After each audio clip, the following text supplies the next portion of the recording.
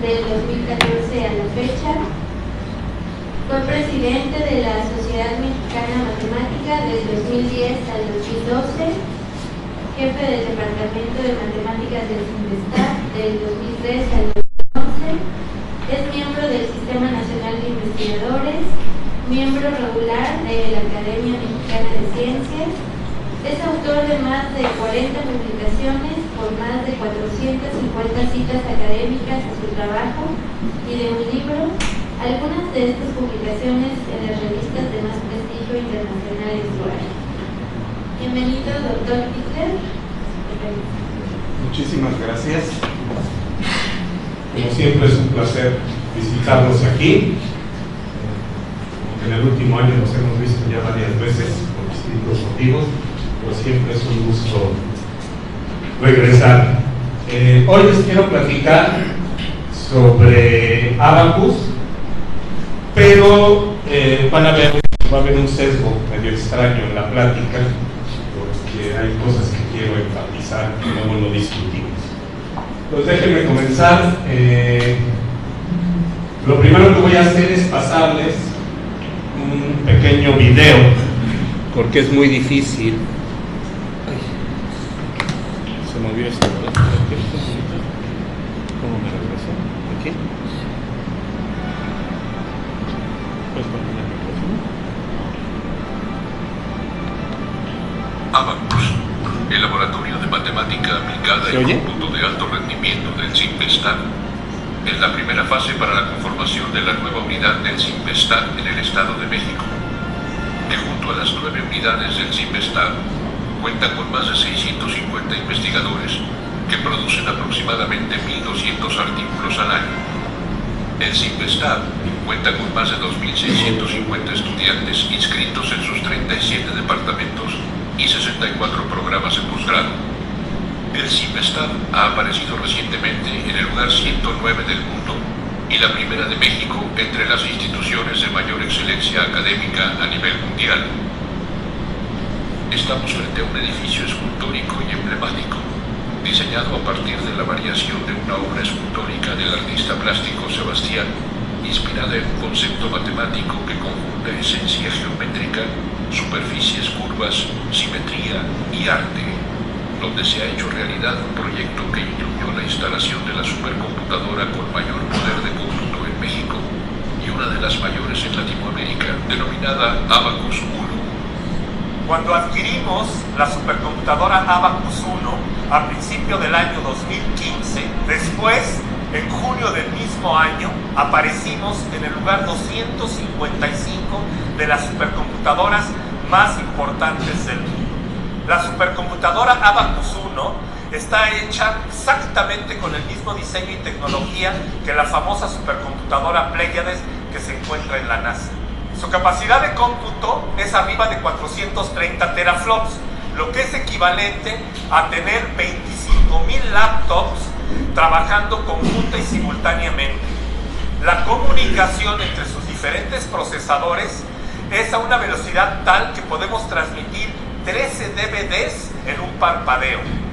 La capacidad de almacenamiento de la supercomputadora Abacus 1 es 6,000 veces todos los documentos que tenemos en la biblioteca José Vasconcelos. Otro punto que es importante resaltar cuando uno está diseñando un centro de supercómputo es el gasto energético. Y precisamente la supercomputadora Abacus 1 es una de las supercomputadoras más ecológicas que existen en el mundo. Obtuvimos esta magnífica herramienta para México por iniciativa del CIMBESTAB y con el apoyo del Consejo Nacional de Ciencia y Tecnología y el Consejo Mexiquense de Ciencia y Tecnología. Ahora Abacus se ha vinculado a la práctica, convirtiendo sus modelos y capacidades en soluciones concretas. Actualmente tenemos investigadores que estudian los procesos que rigen la estructura, evolución y formación de estrellas, agujeros negros y galaxias, malformaciones arteriovenosas en el cerebro, dispersión de ceniza volcánica en la atmósfera, huracanes, dispersión de contaminantes en suelo, agua y aire, y en particular para el problema del logaritmo discreto, para el cual investigadores del Departamento de Computación del CIMBESTAB rompieron un récord criptográfico a nivel mundial. Estas investigaciones están siendo realizadas por primera vez en México, abriendo nuevos campos de investigación.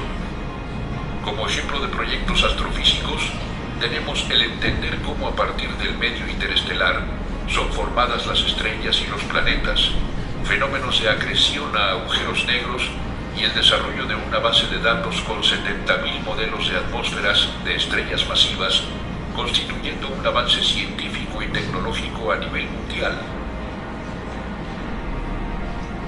Por más hermosa que sea, la Tierra no deja de ser un planeta violento.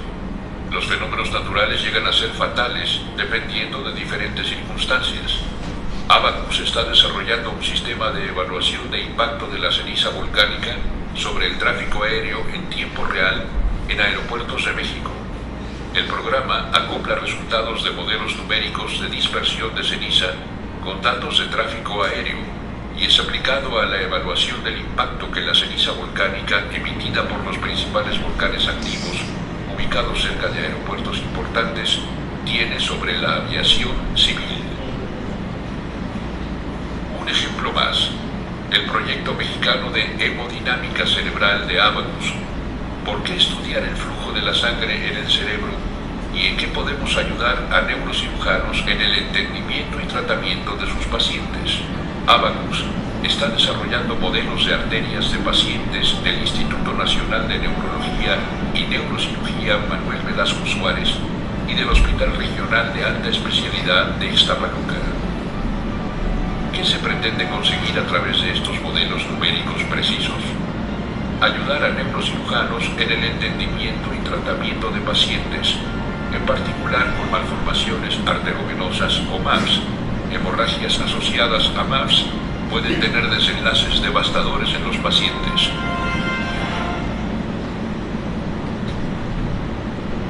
Alcanzamos un momento del futuro. Ahora hay que extenderlo y mejorarlo. La supercomputadora Abacus 1 acompañará seguramente muchos más momentos de avance de la ciencia en México que permitan mejorar la calidad de vida de los habitantes de este país. Ahí radica el verdadero valor de este laboratorio de ciencia aplicada para orgullo y beneficio de los mexicanos.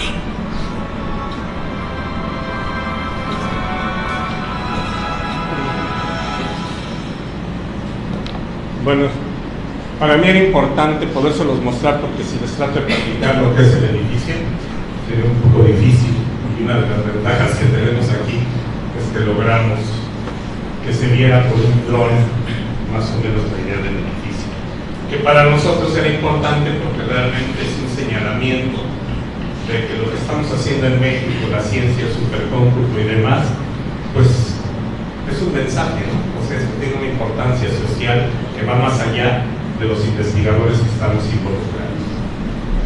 Ahora, el tono que le pensaba dar a la plática, les decía, es un poco distinto. Si se fijan, aquí se habla de algunos proyectos de larga envergadura. Y hay muchas maneras en que podemos pensar un centro de supercómputo. Lo que a nosotros nos interesaba en Abacus era poder darle a los grupos de investigación y proyectos que llamamos estratégicos una gran cantidad de cores, de procesamiento, de capacidad de procesamiento para sus proyectos. Ahora, estando nosotros vinculados al CIMBESTAB, que no es exactamente lo mismo que estar vinculado a una universidad, nos da la libertad. De alguna forma, contamos en el CIMBESTAB con 9 laboratorios nacionales, además de que estamos abiertos por convocatorias a todos los investigadores del país, de poder darle a ciertos grupos y a ciertos proyectos cantidades muy grandes de cores, de cómputo o de GPUs. Y entonces eso es importante porque normalmente pues está uno peleando por los recursos y la gente que tiene proyectos grandes pues va y busca fuera de México a dónde ir. Entonces esta iniciativa lo que quería era, pues vamos a tener un lugar donde realmente podamos correr ese tipo de proyectos. Ahora aquí, pues esto es raro darlo en una plática con expertos de supercómputo, pero es nada más un llamado de atención. ¿Qué son órdenes de magnitud? Porque yo creo que se nos olvida realmente de lo que estamos hablando, y entonces voy a hacer un rápido repaso de lo que son órdenes de magnitud. Si empezamos por el más modesto de los prefijos, un mega se traduce como 1.000.000, Cuando les venden una conexión a internet de 20 megabits por segundo, quiere decir que su proveedor les permitirá recibir un número de 20 millones de bits por cada segundo. Quizás un ejemplo más claro sea decir que esto equivale a transmitir todo el texto de un volumen de una revista en un décimo de segundo, es decir, en un parpadeo. Si nos vamos a lo que es un giga, 1000 millones, ¿sí? Si pensamos que la población global son aproximadamente 8.000 millones de personas, podemos decir que existen 8 gigas de personas. Son cosas que nosotros no estamos acostumbrados a pensar y hablamos como de gigas, y teras y petas como si fuera cualquier cosa.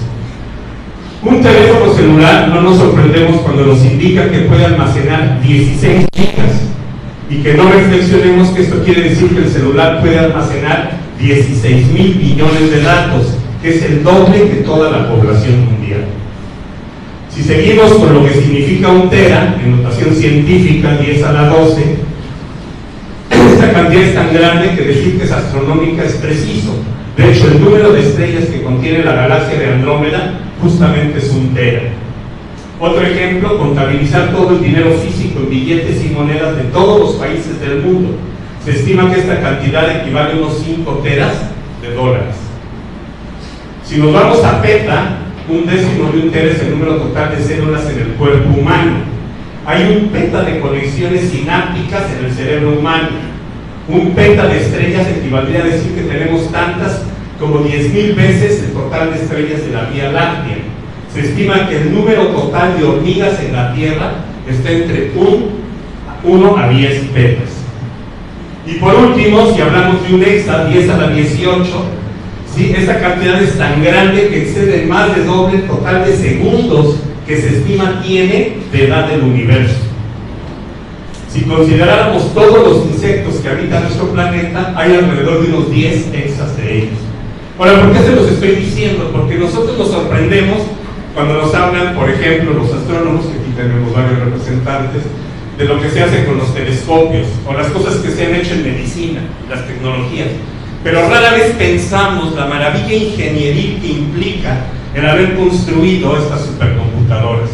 Si ustedes piensan, vean lo que significa, y esto se anuncia para dentro, más o menos en el 2020, vamos a tener la primera computadora hexa, 10 a la 18 operaciones en un segundo.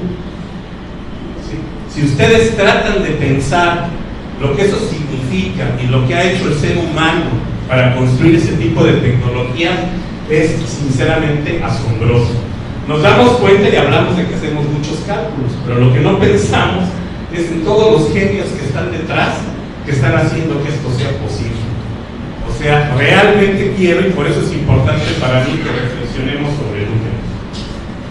Bueno, esto es una síntesis más cuidadosa. Entonces, si suponemos que una persona realiza una operación aritmética en un segundo, 1 giga de operaciones le llevaría 31 años. 1 tera de operaciones requerirían 31.689 años. Es decir, tendría que haber empezado cuando se pintaron las primeras pinturas rupestres. 1 peta de operaciones requeriría viajar a la era cenozoica, cuando los ancestros de los caballos y monos aparecieron en la Tierra. Y 1 hexa de operaciones requeriría esta cantidad impresionante de años, pero el universo solo tiene la mitad. Nada más para que se den cuenta lo que esto está haciendo en un segundo, en un solo segundo de operaciones. Bueno, esto ya tiene que ver más bien con el almacenamiento, ¿no? Esto yo creo que ya lo podemos imaginar. ¿Qué tenemos en Abacus? El sistema en Abacus es una supercomputadora que tiene 2 sistemas SGI para un total de 318 nodos con 8.904 procesadores Intel Xeon E5 con un rendimiento neto de 429 teraflops, 284 en Impact CPUs más 145 en GPUs. Nosotros contamos con 100 tarjetas K40 de NVIDIA que están en la máquina también. Bueno, se ve más claro. Entonces, básicamente este es el procesamiento, la memoria, 4.5 GB por CPU core instalado, almacenamiento secundario, la red del clúster, el sistema operativo, el consumo energético y el acceso externo por la red unida. Esto ya lo vimos más o menos. Esto es lo que les dimos no me interesa tenerlo. Estas son las instalaciones, este es el site. Ahora, aquí hay anécdotas interesantes, ahora que estábamos hablando de sites. Cuando nosotros metimos el proyecto original, íbamos a ocupar 60 racks, que era todo el espacio contenido en este búnker. Esto es un búnker que existía de la Nestlé, donde ellos tenían protegido todo su sistema de cómputo a nivel internacional en caso de la eventualidad de una guerra nuclear que se estimaba que podía suceder. Nosotros heredamos ese búnker y ese búnker está en el corazón del edificio que vieron ustedes al principio. La computadora iba a tener 100 teras, iba a ocupar 60 racks, iba a ocupar todo lo que tenemos. Para el momento en que adquirimos la supercomputadora, nada más ocupamos estos 3 racks que hay aquí, dejamos un pasillo en medio para poderla duplicar y llegar a un PETA, y estos otros sistemas de apoyo para el aire. La computadora se enfría por agua, lo que lo hace es tremendamente eficiente. Y si se fijan, si hoy día que yo he preguntado qué necesitaríamos para duplicar la máquina para llegar a un PETA, necesitaríamos un rack, o sea, ni siquiera usaríamos el pasillo del medio para poder duplicarla. Nos bastaría poner un solo rack al lado de los que ya tenemos y tendríamos duplicada la capacidad de cómputo. Eso significa que en este cuartito que tuvimos que hacer de vidrio, para no tener que preocuparnos de enfriar todo el cuarto de 30 por 30, pues podríamos triplicar o cuadruplicar la cantidad. Entonces, otra vista, esto ya lo vimos. Nosotros abrimos 2 convocatorias anuales para uso interno y externo. Ofrecemos cursos de técnicas y lenguajes, se han dado más de 30 cursos.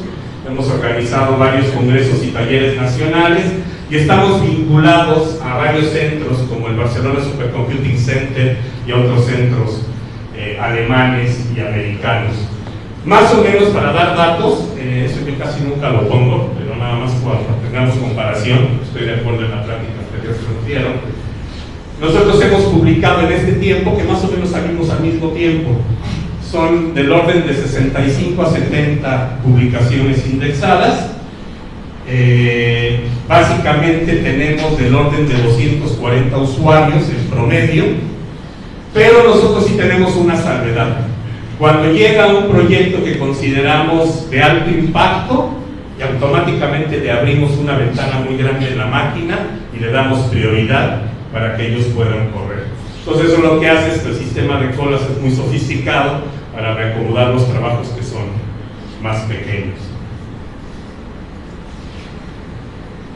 Ahí se va. Para la fecha hemos atendido más de 90 proyectos de áreas como astronomía, genómica, evaluación de seguridad nuclear, redes neuronales, comunidades microbianas, diversidad molecular, farmacología, etc. Ahora, eso es algo que yo te iba a preguntar cuando terminaste tu plática. El usuario promedio. El usuario promedio realmente usa poco.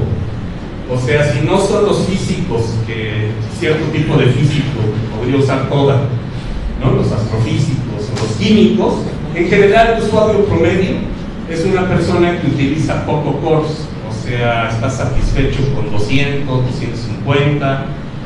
Ya un usuario considerable es cuando estamos hablando de 2000 a 4000, o usuarios que hemos tenido que les hemos llegado a abrir 7000 cores para cierto tipo de proyectos que sacan rápidamente.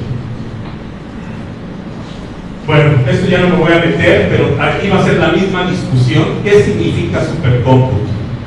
Si usamos la definición de supercómputo, que era una supercomputadora que aparezca en el top 500, pues eso yo creo que ya está totalmente fuera de serie. Ya eso se lo quedaron los chinos y los gringos, los europeos, ya ellos están hablando de cientos y cientos de petas. Entonces la pregunta interesante es, ¿qué hacemos con estas herramientas tan importantes y cuál sería? Y yo creo que eso es un poco el sentido de cómo se cerró la plática anterior, los números mágicos para México. ¿Qué es realmente la capacidad de supercómputo que necesitaríamos en un país como México con la experiencia, uso y proyectos en que nos estamos involucrando?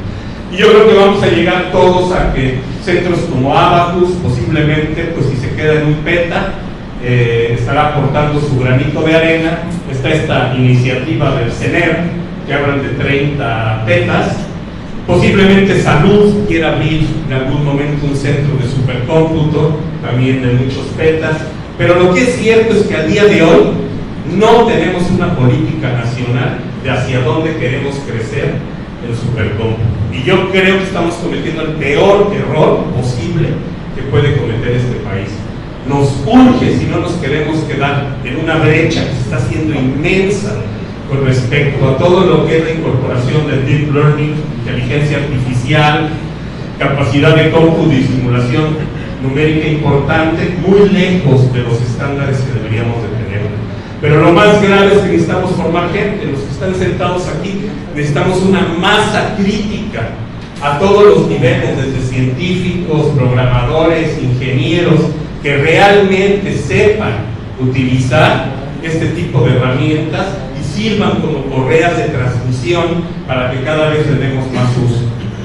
Yo más adelante en la plática, básicamente, no sé cuánto tiempo me queda, pero aquí hablaba yo de los desafíos que vamos a tener con estas 18 operaciones. Son las aplicaciones. ¿Qué significa aplicar? Bueno, para mí aplicar es hacer lo siguiente.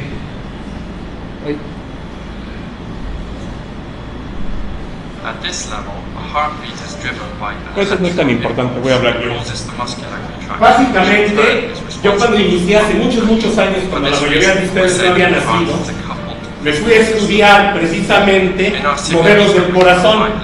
En ese entonces, en el CURAN en Estados Unidos, estaba el investigador que llevaba la batuta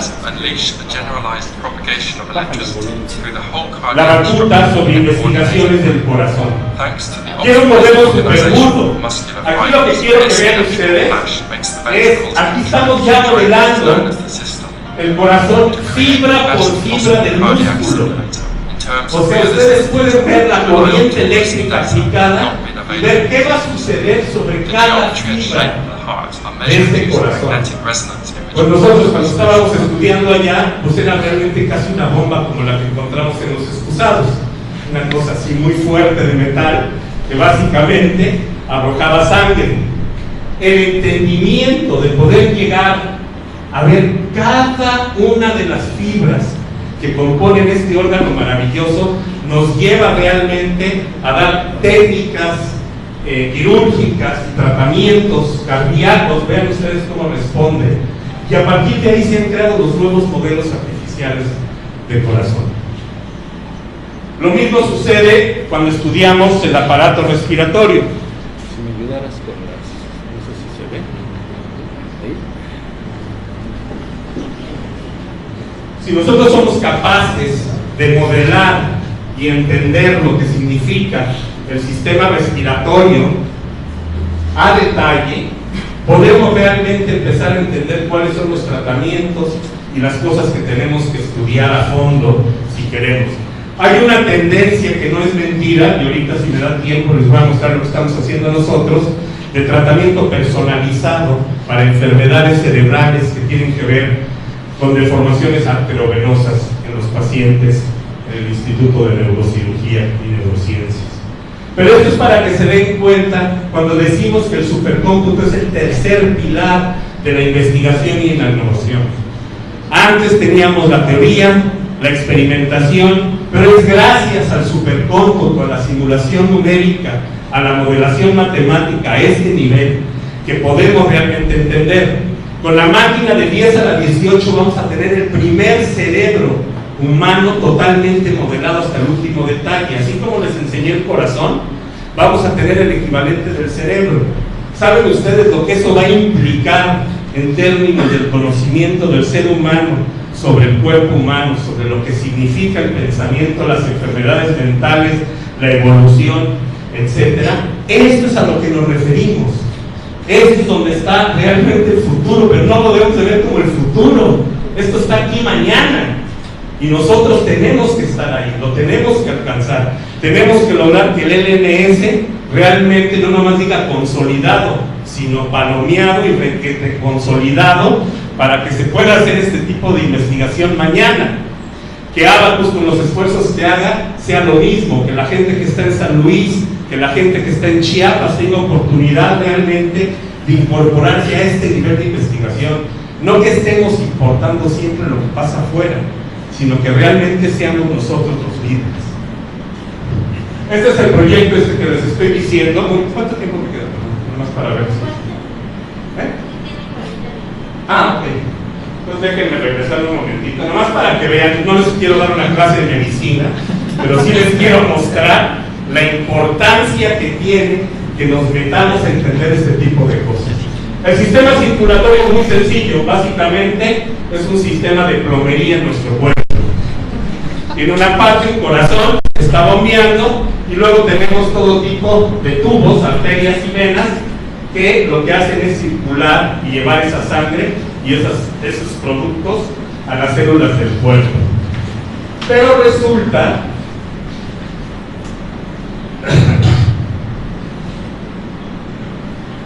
que normalmente lo que debe de suceder es que si yo tengo una arteria y una vena, estos llegan a nivel celular, se juntan a este nivel de los capilares y ahí se hace el cambio entre lo que viene de las arterias con oxígeno y con nutrientes y lo que se van a llevar las venas, todas contaminadas, para que pasen por los riñones y por todo el sistema y se limpien. Esto es como se ve en los libros anatómicos, se ve bien padre, ¿no? Se ve como un montón de alambritos muy bien dispuestos, ¿no? Y que uno dice, pues mira, se ve como una red. No sé quiénes han estudiado redes, a mí me fascinan las redes, yo estudio mucho redes, pues esa no se ve como una red tan complicada. Esto ya se parece un poco más a lo que empieza a ver un cirujano cuando ve un cerebro. Si se fijan, ya no está tan diferenciado y empieza a ser un poco más complejo. Esto es lo que nosotros vamos a estudiar y les voy a enseñar en un momento. Resulta que si yo tengo una arteria y una vena, lo que no debe de suceder es que se haga un puente. Acuérdense que les enseñé un dibujo en el que las venas y las arterias se juntan por medio de los capilares, pero resulta que el cuerpo es muy caprichoso y de repente construye puentes entre una arteria y una vena a nivel del cerebro, se juntan aquí, se hace un cono y se mete hacia el centro del cerebro. Y la gente que sufre de esto pues tiene problemas muy serios, porque puede en cualquier momento reventar por aquí una de las piececitas y tienen un derrame cerebral. Entonces viven básicamente con los días contados. Y pues es muy delicado, porque esta estructura que la estamos estudiando matemáticamente es intrincada y parece que viene de alguna manera dada desde el nacimiento. Entonces, bueno, por suerte ahorita quité toda la parte de ecuaciones y demás, pero básicamente uno construye un modelo matemático, hace las simulaciones numéricas, nos integran las tomografías de los pacientes, en base a esas construimos el modelo arteriovenoso de ese paciente. Entonces ahora les quiero enseñar más o menos por qué es importante y qué está en juego cuando esto sucede. Entonces aquí lo único que se está viendo es lo que ya les expliqué. Se hizo un nudo ahí. Esto es esquemáticamente la cabeza de un señor. Este es el nudo que estamos viendo que se forma. Eso es lo que se quiere de alguna manera corregir, y entonces en algún momento lo que se va a tener es que extirpar esto para tratar de que de nuevo circule la sangre como debe de ser. Pero ese no es el mensaje de este video. El mensaje de este video viene en unos segundos, porque quiero sensibilizarlos a por qué cuando estamos hablando de hacer investigaciones y supercómputo podemos y estamos impactando a muchísimas personas. Lo que pasa es que como era viejito no lo pudiera editar con los que he hecho. Entonces aquí otra vez estamos viendo todos los cortes, toda la parte de arterias y venas. Tienen ahí ya esquematizado.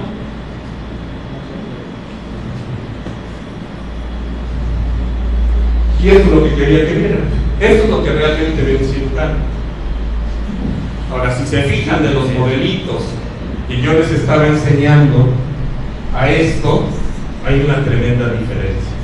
La probabilidad de error cuando ellos ponen las pincitas para aislar ese nido y poder extirparlo del cerebro de un paciente es tremenda. Es tan grave que si ellos ponen esta pincita, ¿sí?, y no hubieran pasado por toda la simulación que les presentamos y demás, en otra parte del cerebro puede explotar una vena o una arteria. Si se fijan, mientras vemos las simulaciones nosotros y veíamos todo muy bonito y muy entendible y muy lógico, ¿no?, y yo los convencía, pues realmente lo que estos hombres están viendo es tremendo. Entonces, ¿por qué es una herramienta muy poderosa para ellos? Porque nosotros les entregamos la simulación, ¿sí?, de cada paciente en base a las tomografías que se han sacado de ese paciente, y ellos pueden sentarse y planear con muchísimo cuidado en base a los datos reales de ese paciente cómo lo van a intervenir, dónde van a poner las pincitas, con qué fuerza, cuál va a ser la estrategia para entrar y operar a este paciente. El supercómputo nos está llevando a algo que se llama medicina personalizada. Así como estamos viendo esto del cerebro, eso es lo que va a suceder en el corazón, en los riñones, en cada una de las partes de nuestro cuerpo. Eso es algo que no se podía, y se necesita precisamente supercomputadoras y gente que las sepa utilizar para que podamos llegar a este tipo de avances. Bueno, entonces nosotros lo llevamos a un paso más.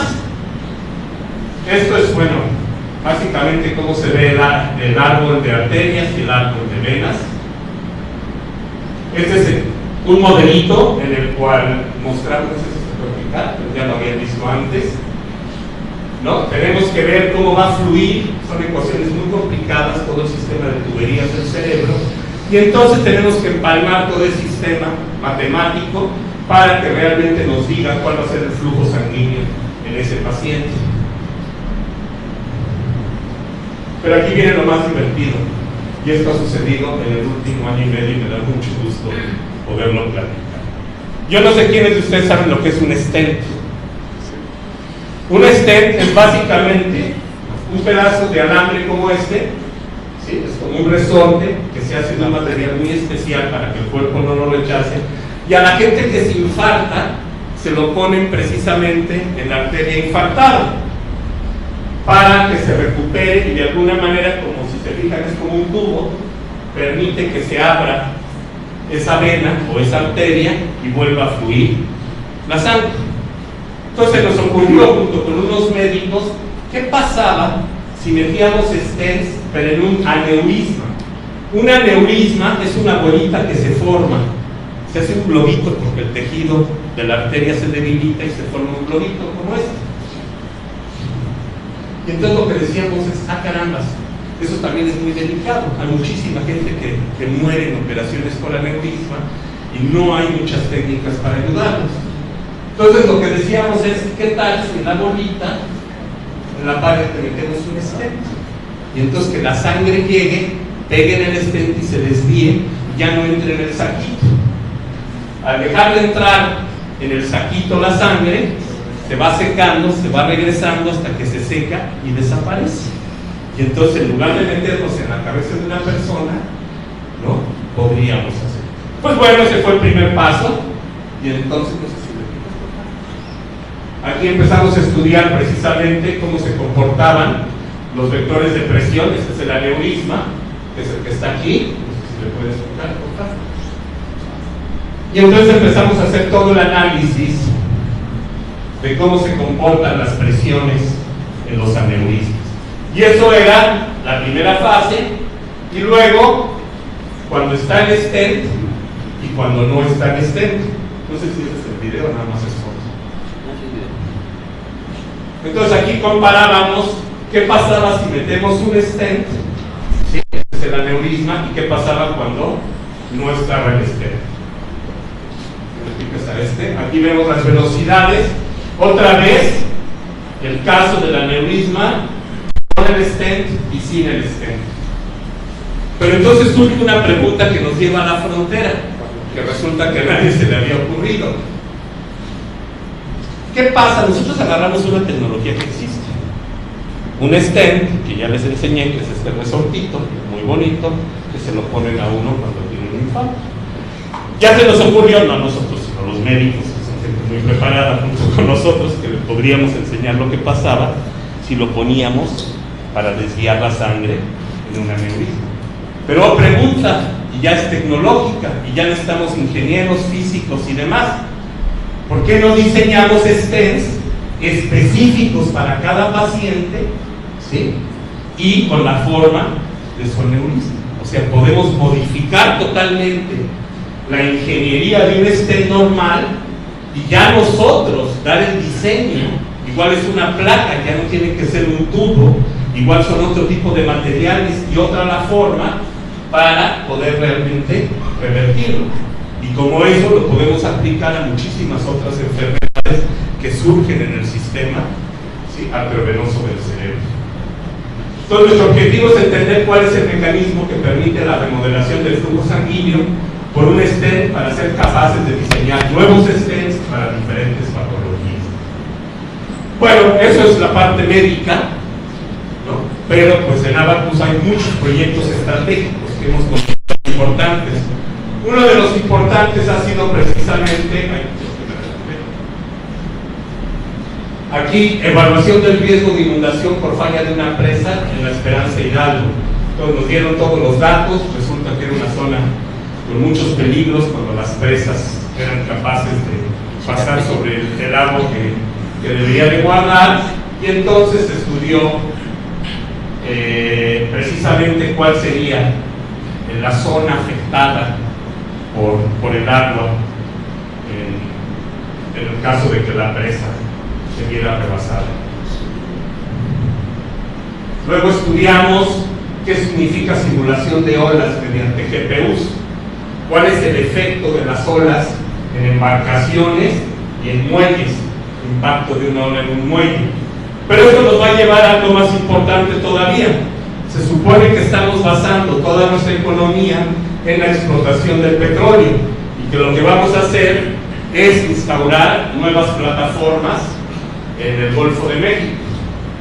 Entonces lo que era importante es cuál es el impacto del oleaje de grandes olas sobre las plataformas que tenemos instaladas en el Golfo de México.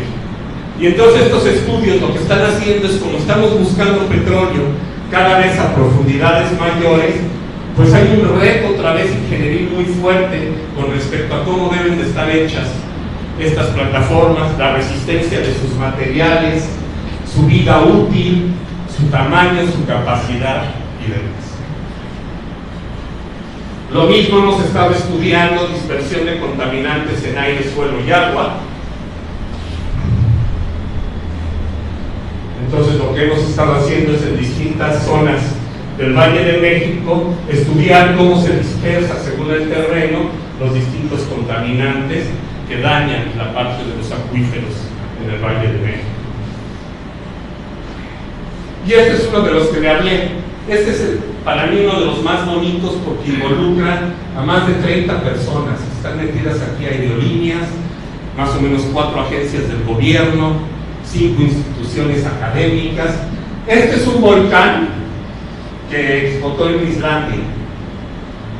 Y si se fijan, ¿no puedes repetir un momentito? Vean ustedes la dispersión de la ceniza que tuvo y el impacto en Europa. Eso ocasionó que cerraran cientos de aeropuertos. Pero como no sabían y todavía no se estudiaba con precisión, había aeropuertos que aunque sí les iba a llegar ceniza, no era claro con qué cantidad, y si los cierran, ustedes saben el gasto que significa económico cerrar un aeropuerto. Entonces la pregunta era, pues hay que hacer realmente modelos de dispersión de ceniza lo más precisos posibles, porque ante eventualidades como estas puede venir una crisis económica tremenda y de transporte. Hay que redireccionar cientos y cientos de aviones. Y eso es lo que estamos haciendo ahora en México. Aquí teníamos datos, por ejemplo, de la erupción del volcán El Chichón en el 82, para que en base a esos datos creamos la simulación para ver cuál sería la afectación. Ahora, todos los que vivimos cerca del Popo, o la gente que está en Colima, pues saben que esto está bastante activo últimamente y nos está afectando cada vez más.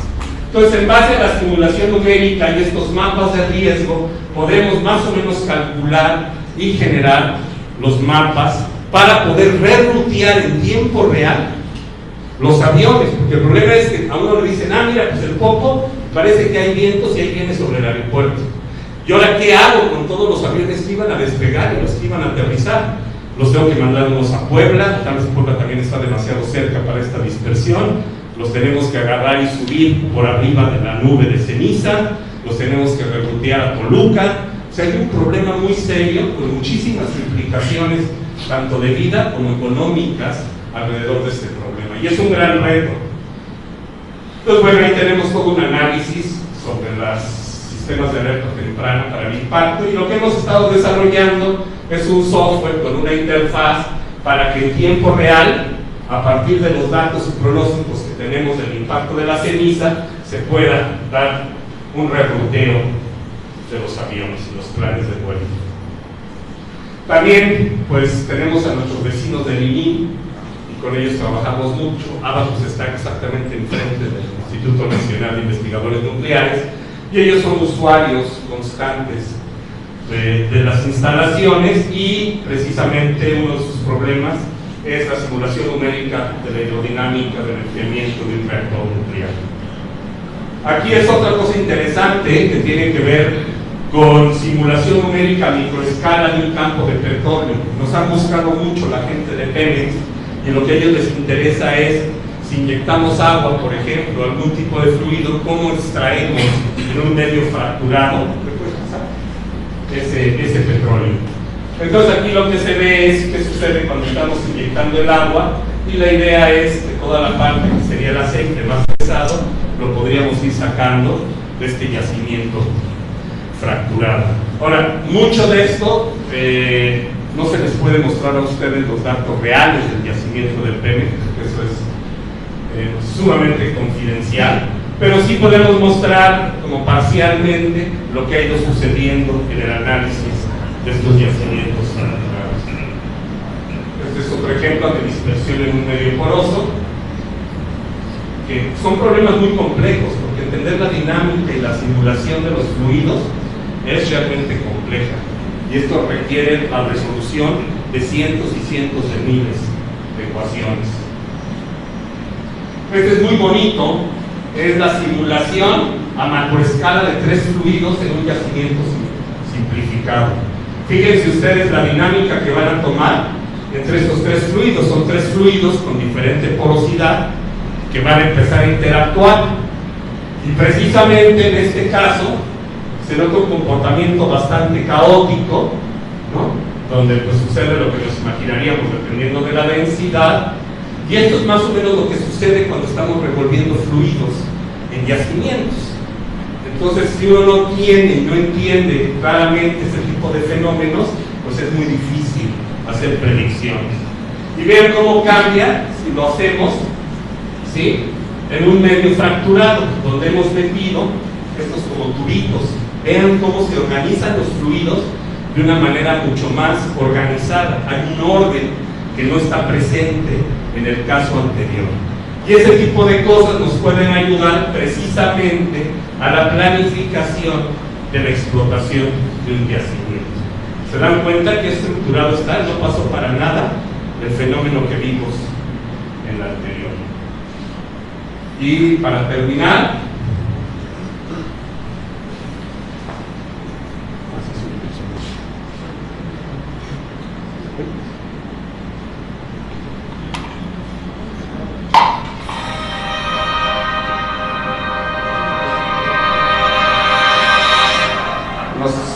típicos problemas de los que nos van a hablar después nuestros amigos astrofísicos, que es colisión de galaxias y demás.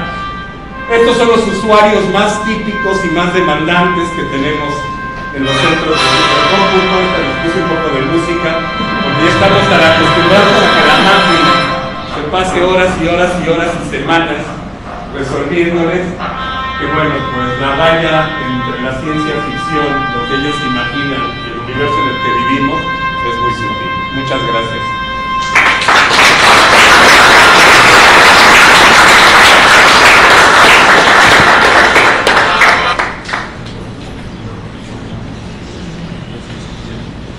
No sé si tienen alguna pregunta. Bueno. Oye, para su colección de magnitudes, deja contarte un chiste. y lo vi en una de las láminas que me encantó, porque pusiste la parte microscópica y la parte de los telescopios, ¿no? Ajá. Entonces realmente los dos están compitiendo en generar datos. O sea, la parte genómica, ya los EXA ya no, para el 2020 ya van a ser zetas. Claro. O sea, ya van a ir del orden de los almacenamientos, ya están hablando de 10 a la 21 bytes. De hecho, hay un programa que se llama SCAC, que es 1 kilómetro de antenas en Australia, de antenas para radio. Y estos van a estar produciendo del orden de zettabytes. Nada más ese proyecto, uno. Y de los genómicos, bueno, pues estas cadenas se están volviendo cada vez, o sea, el crecimiento de la parte genómica en cuanto al almacenamiento es realmente brutal. O sea, ya los EXA ya pasaron. Sí, ya como que fueron un reto, pero ya se vislumbra. No, el problema es, y eso es lo que yo quería sensibilizarlos, o sea, es que todo el problema del supercómputo son órdenes de magnitud. Y estamos ante una brecha muy, pero muy grande que está creciendo. Necesitamos sensibilizar a las autoridades, pero además nosotros mismos. O sea, necesitamos que cada vez más, yo quisiera como que los jóvenes llegaran en multitudes, ¿no?, a involucrarse a diferentes niveles de lo que está sucediendo aquí, porque realmente, si no, lo que va a acabar sucediendo es, pues todo se hace en otro lado, y nosotros pues estaremos como muy al margen de lo que sucedió. Ustedes no saben, pero si agarran ahorita cualquier libro de análisis económico, hay una revolución industrial que ya comenzó, que es toda esta incorporación de la inteligencia artificial a la forma de trabajo. O sea, ahorita Europa va a pasar por una de las peores crisis de empleo de su historia, porque todo lo que son las fábricas, servicios y demás van a estar automatizados y robotizados, a partir precisamente de la incorporación de la inteligencia artificial. Eso significa que, como en las revoluciones industriales anteriores, pues vamos a pasar primero por una gran crisis, hasta que luego la sociedad encuentra el equilibrio y empezamos a ver los beneficios de lo que ahorita se vislumbra que va a pasar. Y luego estamos al margen, estamos hablando de máquinas de 430 teraflops, de que, por ejemplo, muy pronto Puebla va a estar en un peta, de que, por ejemplo, César, desde hace años ha insistido en que lleguemos a 10 petas, el CENER se atreve a anunciar algo que ha sacudido al país con 30 petas, cuando esa no es la discusión es qué estamos haciendo nosotros para no quedarnos abajo del tren. ¿Dónde está esa gente joven que se va a involucrar? ¿Dónde están esos científicos que cada vez están más capacitados para realmente explotar este tipo de recursos? Ya, si son teras o petas, en última instancia, se va a volver secundario. Tenemos que empezar a darle un uso. Y es lo que yo les decía, el usuario típico, y yo conseguiría con Puebla, yo estoy seguro que usa poco. Son excepcionales los investigadores que realmente utilizan estas máquinas, pero lo malo es que son para un cierto tipo de experimento que ya sabemos un poco su patrón, ya sabemos que el químico que llega lo va a usar de cierta manera, pero aquí lo que se trata es cómo rompemos los paradigmas, cómo lo empezamos a utilizar. Yo colaboré, por ejemplo, en la elaboración del primer chip que se hizo a nivel mundial, que tuvo 5 millones de transistores, y eso lo hicimos en Alemania hace muchísimos años, y fue un reto tecnológico impresionante. Pero lo más impactante fue lo que generó el haber desarrollado este procesador, que fue que el grupo de investigación de ahí se fue y diseñó el software con el que se maneja todo el tráfico de la ciudad de Berlín. Ellos tienen automatizado absolutamente cada semáforo, cada intersección, cada tren, cada camión, cada ruta, segundo por segundo. Ya desarrollaron un centro de comunicación en el cual saben qué pasa segundo a segundo en cada línea de transporte de su ciudad. lo cual optimiza en energía, en tiempos de recorrido, en muchas cosas. Nosotros necesitamos escuchar ese tipo de proyectos aquí.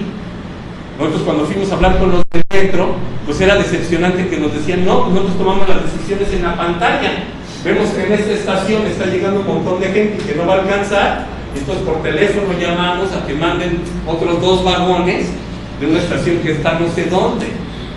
Es que no puede ser, es que no, de verdad no puede ser, y no lo estoy diciendo en mal plan, sino lo que no puede ser es que si estamos, hay gente, hay laboratorios como los que se han desarrollado en los últimos años, no se les esté dando el apoyo y la importancia que estos centros ameritan.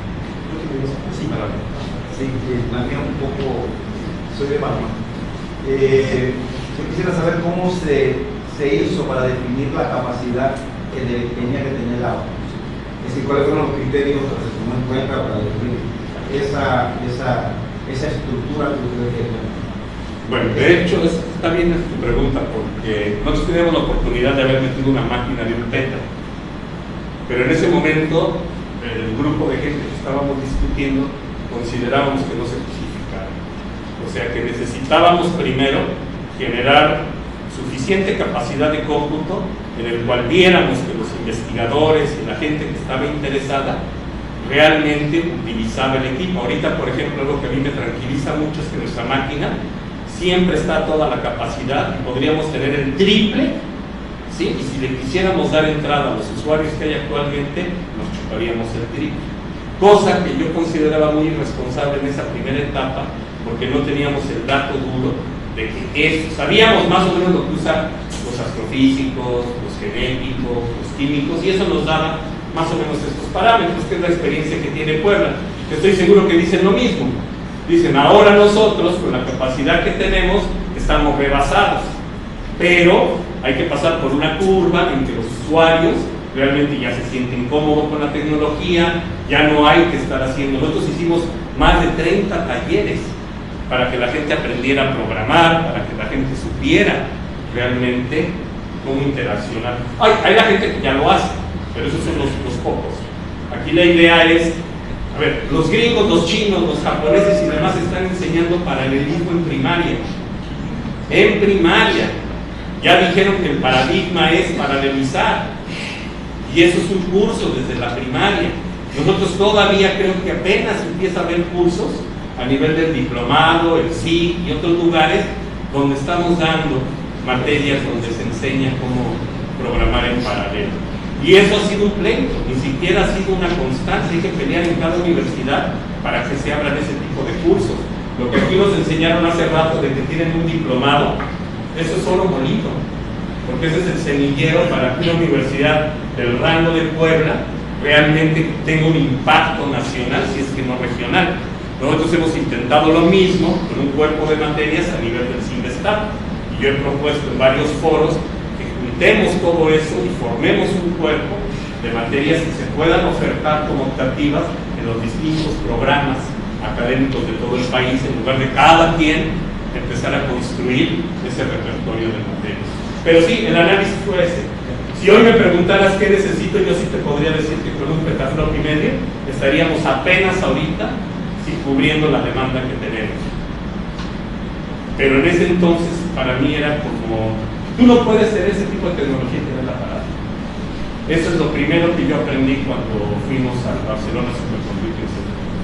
Era, el momento en que a ti te llegue la máquina y la conectes, tiene que estar a todo, tiene que estar a todo. Porque si no es una irresponsabilidad, el gasto energético es muy alto, ¿no? Y es una tecnología que después de todo, digo, la sigues usando más tiempo que usas tu laptop, pero en su momento pico, como ellos que acaban ahorita de conseguir una nueva generación, es muy costoso, es muy difícil, y vuelves a cambiar la tecnología y eso está cambiando muy rápido.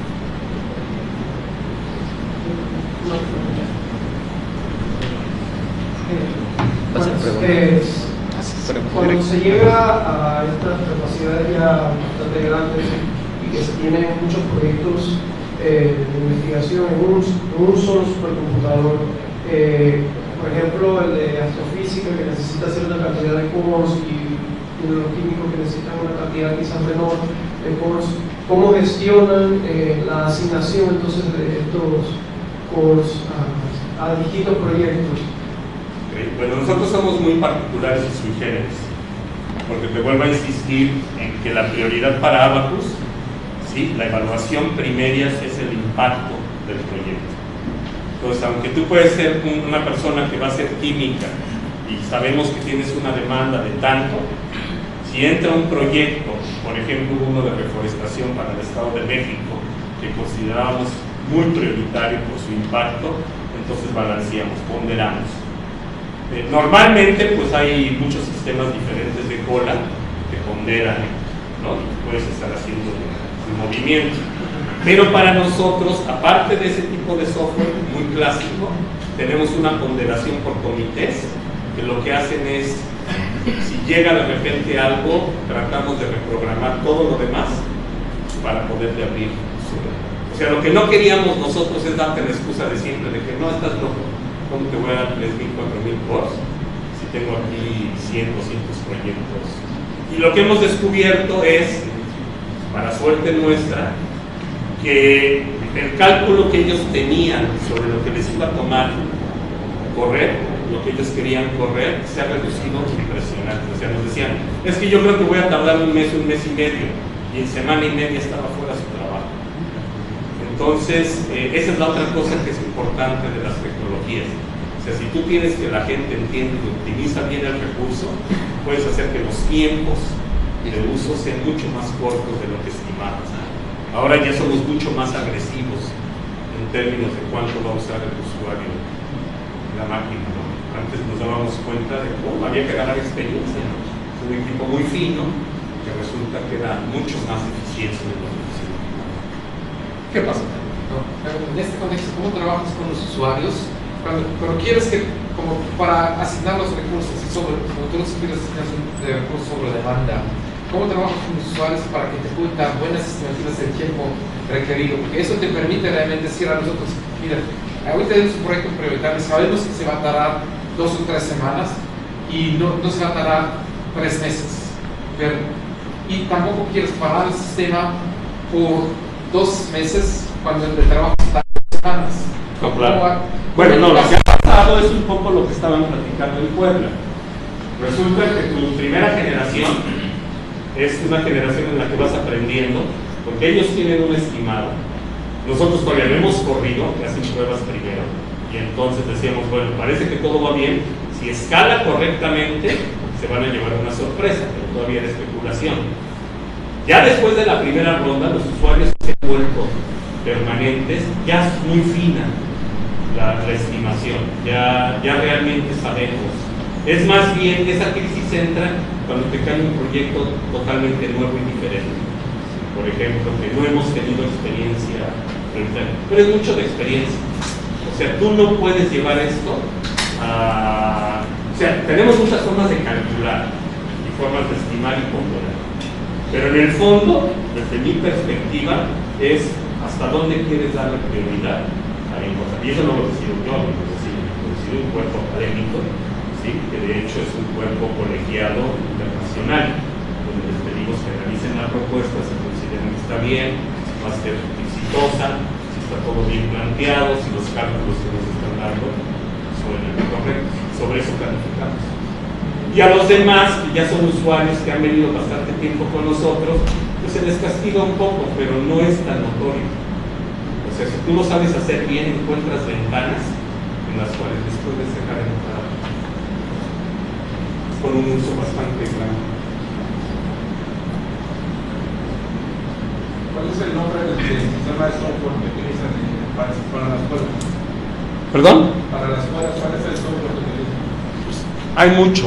Están los clásicos, sí, están los clásicos, pero lo que nosotros estamos haciendo es una cosa que hicimos nosotros por encima de nosotros. O sea, usamos lo típico que vas a encontrar y luego nosotros lo metemos a una cola propia, en la que ya nuestras ponderaciones particulares son las que encuentran. O sea, es una reevaluación de lo que te daría cualquier sistema de colas. Nada más que hay una parte que te digo, se vuelve muy subjetiva, porque es una evaluación que ya no depende de los parámetros del usuario, sino depende de del proyecto como tal. Se refiere al administrador de colas, ¿qué software utiliza? Yo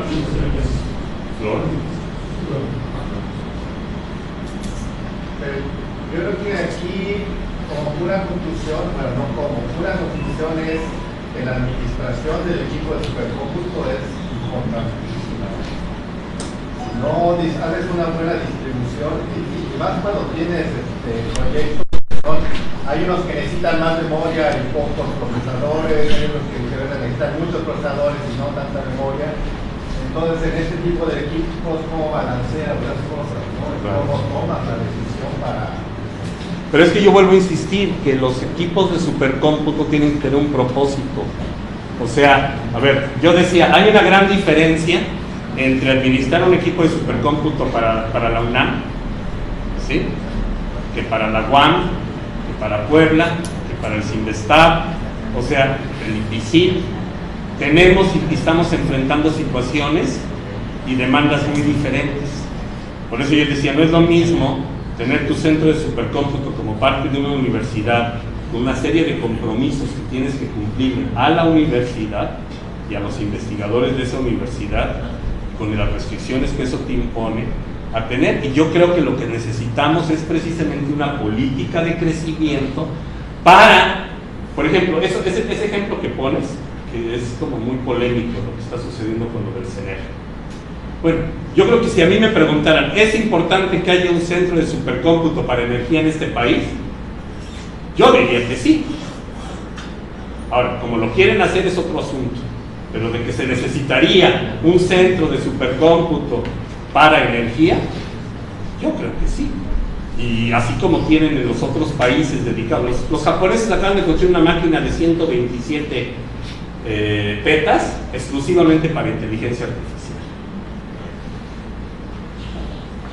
Hay otras muy famosas que son solo para cambio climático o para predicción de clima.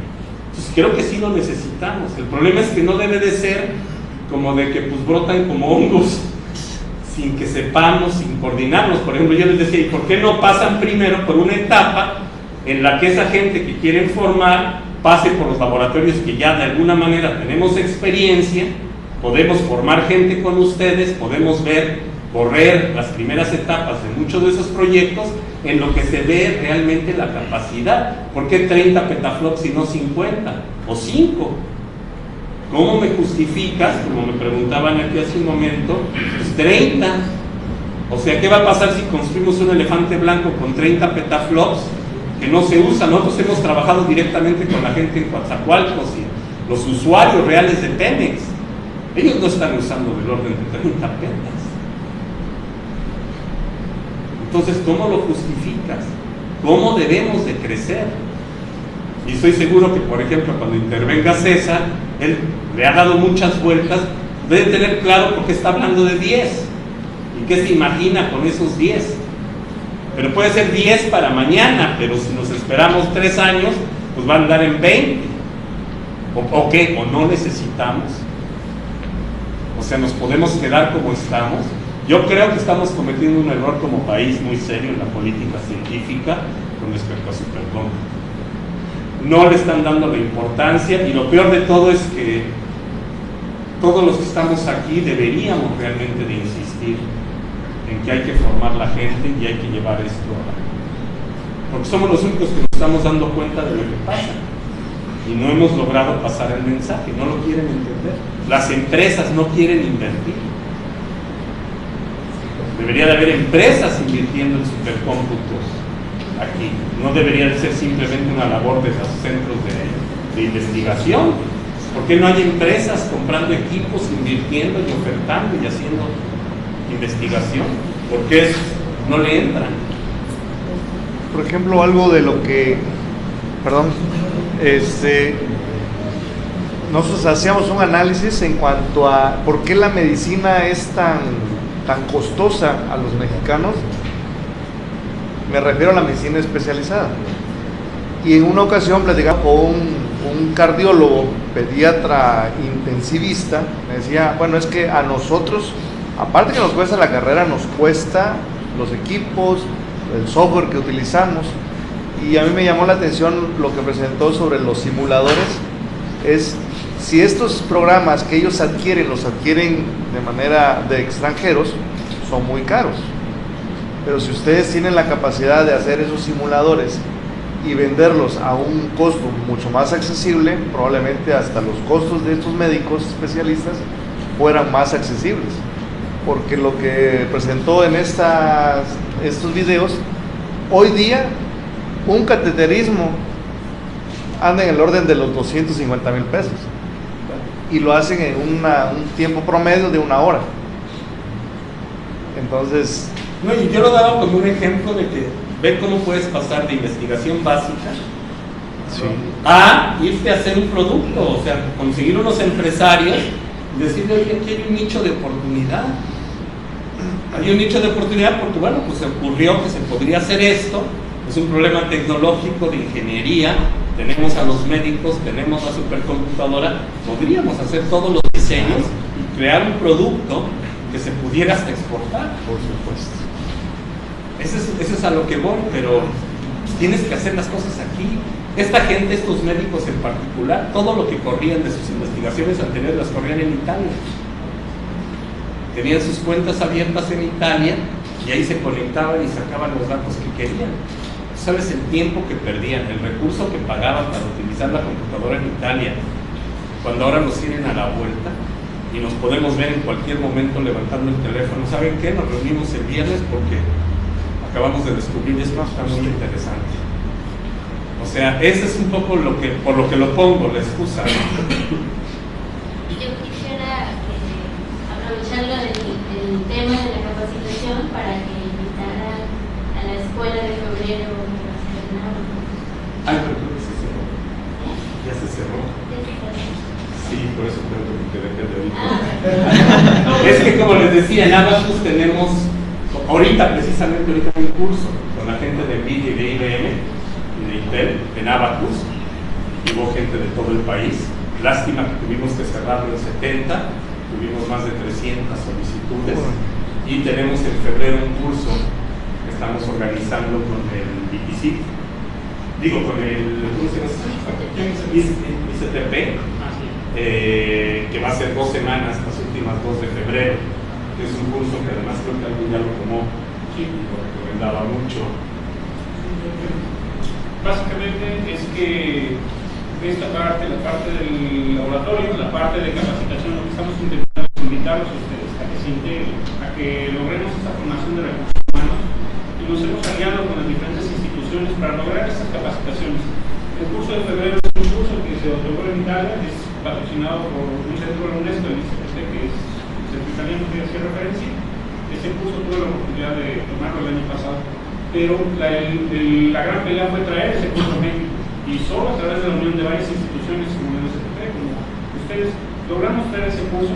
Las inscripciones se acaban de cerrar hace unos días, estuvimos intentando a través de CUD y a través de diferentes redes la inscripción de estos cursos, como dicen, los saturamos, pero eso nos da la carta abierta para poder abrir más cursos, para poder hacer más, y lo hacemos de manera integrada. Se pueden acercar a nosotros, se pueden integrar, y estamos seguros que les vamos a encontrar algunos espacios. No, yo creo que eso lo podemos repetir, son experiencias repetibles. Sí, claro. Y en varios lugares, es lo que digo, ustedes pueden ser los siguientes receptores. O sea, yo creo que lo que hace falta aquí es orquestar. Sí, bueno, yo ya saben que yo soy fan de ustedes. Pero vaya, a lo que voy es muy importante que hagamos conciencia de que ya existen estas iniciativas, ¿no? Que lo que nos hace falta es orquestar entre nosotros para que esto realmente genere un potencial muy grande. ¿Una otra pregunta? Bueno. Voy a entregarles la Universidad Autónoma de Chiapas y el Centro Latinoamericano de Física Teórica te otorgan este reconocimiento por su destacada conferencia. No, muchísimas gracias.